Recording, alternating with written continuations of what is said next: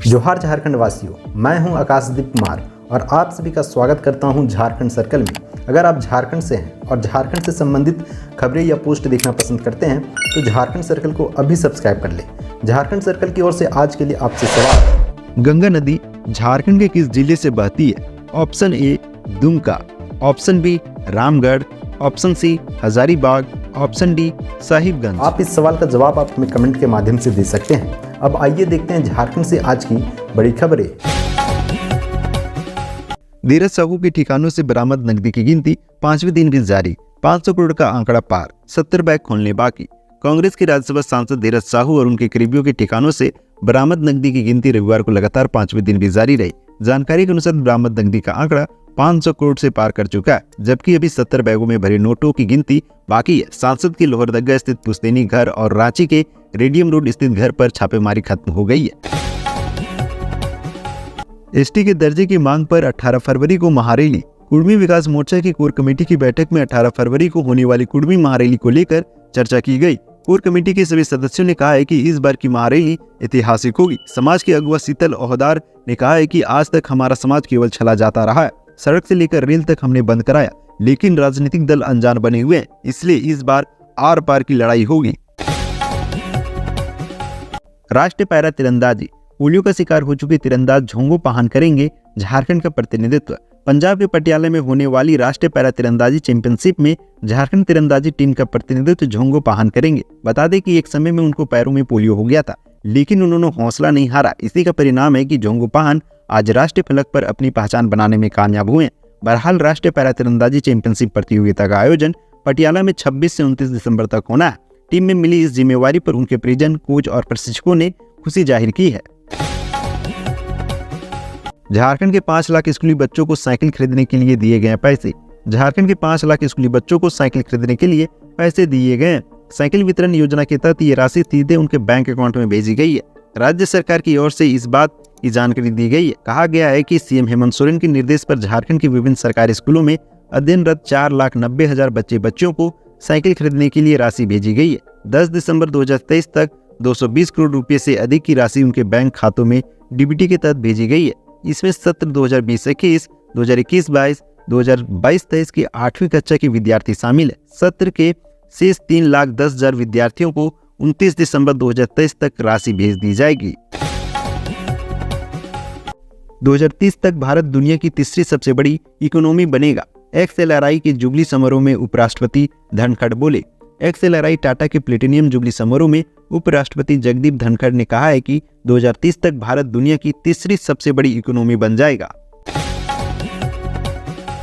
राज्य के 7 जिलों में शुरू हुआ पल्स पोलियो अभियान। झारखंड के 7 जिलों बोकारो, देवघर, गिरिडीह, जामताड़ा, पाकुड़, रामगढ़ और साहिबगंज में रविवार से पल्स पोलियो अभियान का दूसरा चरण शुरू हो गया। इस अभियान में नवजात शिशु से लेकर 5 साल तक के 19.32 लाख बच्चों को पोलियोधारी ड्रॉप पिलाई जाएगी। राष्ट्रीय स्वास्थ्य मिशन ने सभी जिलों में अभियान को लेकर अपनी तैयारियां पूरी कर ली गई है। सहायक वर्कर्स और आंगनबाड़ी कार्यकर्ताओं की मदद से यह अभियान गांव-गांव में जाकर चलाया जा रहा है। पोलियो बूथ के अलावा घर घर जाकर बच्चों को पोलियो ड्रॉप पिलाई जाएगी। भारत को वर्ष 2014 में ही पोलियो मुक्त घोषित किया जा चुका है, लेकिन भारत के पड़ोसी पाकिस्तान, अफगानिस्तान जैसे देशों में अभी भी इसका वायरस मौजूद है। ऐसे में विश्व स्वास्थ्य संगठन की पहल पर उससे बचाव के लिए भारत में सतर्कता बरती जा रही है। झारखंड में कम हो रही है रबी फसल की खेती। कृषि, पशुपालन एवं सहकारिता विभाग के सचिव अबू बकर सिद्दीकी ने कहा है कि झारखंड राज्य रबी फसल की खेती में काफी पिछड़ा हुआ है। हालांकि खरीफ फसलों के मामले में राज्य का प्रदर्शन अच्छा है। क्रॉप इंडिसेट में रबी के क्षेत्र में झारखंड का योगदान लगभग 120% ही है। सचिव ने कहा है कि झारखंड में 38 लाख हेक्टेयर कृषि योग्य भूमि है। इसमें 28 लाख हेक्टेयर भूमि पर खरीफ फसल होती है। 11 लाख हेक्टेयर जमीन पर रबी की फसल की पैदावार होती है। अच्छी खेती के लिए मिट्टी के स्वास्थ्य की रक्षा करना बहुत जरूरी है। उन्होंने रबी की खेती बढ़ाने पर जोर दिया। कहा कि सबसे पहले किसानों की तकनीक में कैसे बदलाव हो ये देखना होगा। फील्ड ऑफिसर्स को फील्ड में जाना होगा। सीएम हेमंत के संरक्षण में धीरज साहू ने मचाई लूट। कैश बरामदगी पर बोले बाबूलाल। कांग्रेस के राज्यसभा सांसद धीरज साहू और उनके करीबियों के यहाँ आईटी की छापेमारी चल रही है। इस मामले पर अब राजनीतिक भी शुरू हो चुकी है। धीरज साहू के यहाँ सैकड़ों करोड़ बरामद होने के बाद बीजेपी आक्रामक हो गई है। बीजेपी के प्रदेश अध्यक्ष बाबूलाल मरांडी ने इस मामले में सीएम हेमंत को घेरा। बाबूलाल ने कहा है कि हेमंत के संरक्षण में धीरज साहू ने झारखंड को लूटकर खोखला कर दिया है। झारखंड के जनादेश को अपमान करने वाले कांग्रेस झामुमो के लुटेरों को जनता माफ नहीं करेगी। बंधु, जवाब तो देना पड़ेगा। धीरज साहू केस प्रकरण में बीजेपी का तंज। धीरज साहू के ठिकानों पर आईटी की रेड का मामला तूल पकड़ रहा है। मामले को लेकर सियासत गर्म है।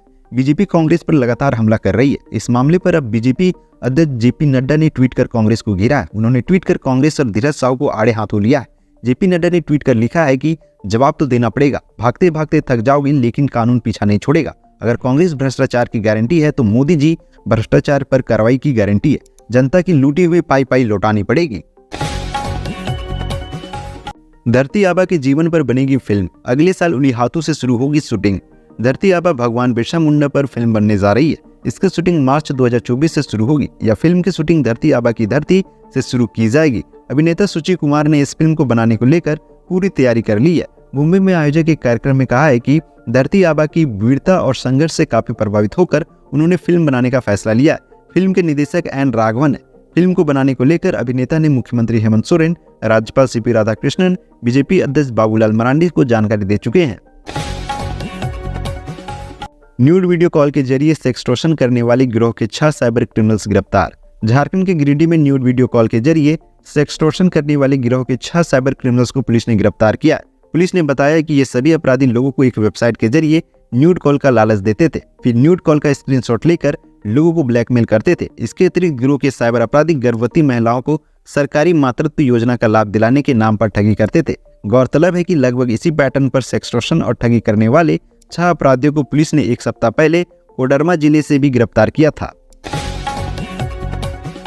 जामताड़ा में साइबर अपराधियों के खिलाफ बड़ी कार्रवाई। एक साथ पकड़े गए 12 क्रिमिनल्स। झारखंड के जामताड़ा जिले में पुलिस को साइबर अपराधियों के खिलाफ बड़ी कामयाबी मिली है। यहाँ एक साथ 12 साइबर अपराधी गिरफ्तार किए गए हैं। इनके पास से 47 mobile set, 45 SIM, 5 ATM, 3 laptop, 3 motorcycle सहित 50,000 रुपये नगद बरामद हुए हैं। साइबर पुलिस की टीम ने जिले के कर्माटांड़ थाना क्षेत्र के सिंदरजोड़ी, सीतलपुर और सिंहटांड़ गांव में छापेमारी कर 12 साइबर अपराधियों को गिरफ्तार किया गया है। ऑनलाइन फाइनेंशियल फ्रॉड करने वाले 4 को पुलिस ने दबोचा। 10 mobile, 36 SIM, 37 debit credit card और 1 कार बरामद। झारखंड सरकार द्वारा और झारखंड पुलिस द्वारा हाल ही में एक प्रतिबिंब पोर्टल लॉन्च किया गया है, जिसमें पूरे भारतवर्ष में यदि कोई साइबर क्राइम होता है तो उसमें जो भी मोबाइल नंबर यूज होता है उससे संबंध में डिटेल्स उस प्रतिबिंब पोर्टल में अपलोड संबंधित राज्यों के पुलिस द्वारा किए जाते हैं। उसी कड़ी में 28 नवंबर 2023 को पंजाब पुलिस द्वारा करीब 1,63,000 रुपए के फाइनेंशियल फ्रॉड का डिटेल अपलोड किया था और उससे संबंधित जो मोबाइल नंबर लिंक था उस मोबाइल नंबर का लोकेशन हजारीबाग जिले में था। तो उस मोबाइल को ट्रैक करने के लिए और उससे संबंधित लोगों की गिरफ्तारी करने के लिए हम लोगों ने एक टीम का गठन किया था, जिसमें कोरा थाना प्रभारी और हमारे सदर इंस्पेक्टर ललित कुमार शामिल थे। इस टीम ने इस नंबर को ट्रैक करते हुए पहले 2 व्यक्तियों को गिरफ्तार किया। उनके पास से कई सारे आपत्तिजनक चीजें बरामद हुई, कई सारे मोबाइल और सिम कार्ड्स बरामद हुए हैं और उनकी जब हम लोगों ने कड़ाई से पूछताछ की है, उनके कड़ाई के पूछताछ के बाद इन्होंने बताया कि इनके और सहयोगी मंटू लॉज कोरा में रह रहे हैं। तो वहां जब छापेमारी की गई तो और 2 लोगों को हम लोगों ने वहां से गिरफ्तार किया। जब हम लोगों ने उनके रूम की सघन तलाशी ली, उनकी पर्सनल बॉडी तलाशी ली, उस दौरान कुल मिलाकर के हम लोगों को जो 10 मोबाइल से, जो डुअल सिम मोबाइल से वो बरामद हुए हैं। उसके अलावा 36 विभिन्न कंपनियों के सिम कार्ड्स बरामद हुए हैं।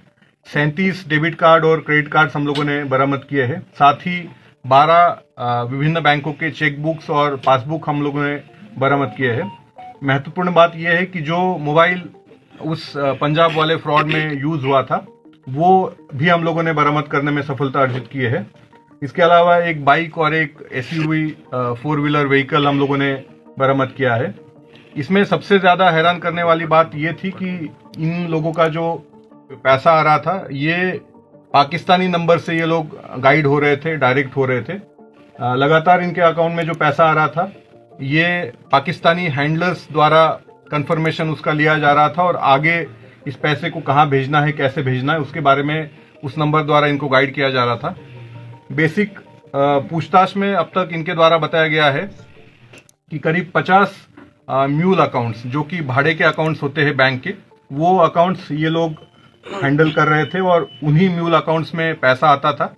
वो उस पैसे को इनके द्वारा एटीएम से कैश में निकाला जाता था और बाद में उसी पैसा को कुछ कमीशन रखते हुए बाकी पैसों को सीडीएम के माध्यम से देश के विभिन्न बैंकों में डिपॉजिट किया जाता था। तो ये हम लोग को लग रहा है कहीं ना कहीं एक बड़ी साजिश है, इसका इंटरनेशनल कनेक्शन है इंटरस्टेट रैमिफिकेशन से। तो हम लोग इसमें काफ़ी गंभीरता से जांच कर रहे हैं और मुझे लगता है कि जब हमारी जांच पूरी हो जाएगी तो कहीं ना कहीं एक बड़ा मॉड्यूल सामने आने की हम लोग को लगता है कि एक अपेक्षा हम लोग रख रहे हैं अभी। और ये जो प्रतिबिंब पोर्टल से शुरू हुई ये कहानी है, मुझे लगता है एक बड़ा मॉड्यूल ओपन करके रहेगी और झारखंड पुलिस की मैं समझता हूँ एक बड़ी उपलब्धि है, क्योंकि ये अगर पोर्टल झारखंड पुलिस द्वारा लॉन्च नहीं किया जाता तो इस तरह के जो मॉड्यूल्स पूरे भारतवर्ष में एक्टिव है उनका उद्भेदन शायद नहीं हो पाता। और इससे पूर्व में भी हम लोगों ने प्रतिबिंब ऐप के माध्यम से करीब 50 विभिन्न लोगों को अब तक जेल भेजा जा चुका है और करीब 100 से अधिक सिम कार्ड्स हम लोगों ने बरामद किए हैं। तो एक बहुत अच्छा इनिशिएटिव झारखंड पुलिस द्वारा किया गया है और ये केवल पिछले 1 माह की उपलब्धि है। आप समझ सकते हैं कि आने वाले दिनों में अगर इसी तरह की कार्रवाई जारी रहेगी तो हम लोग निश्चित रूप से झारखंड को एक जो धब्बा लगा हुआ है साइबर क्राइम को लेकर के, इसको मिटाने में सफल और हम लोग मुझे लगता है कि कामयाब होंगे। झारखंड राज्य से आज की प्रमुख खबरें यहीं तक। इस वीडियो के बारे में कोई सजेशन या राय है तो हमें कमेंट के माध्यम से अवगत कराएं। बाकी बात आप अपना और अपने परिवार का ख्याल रखें। जोहार, जय हिंद, जय झारखंड।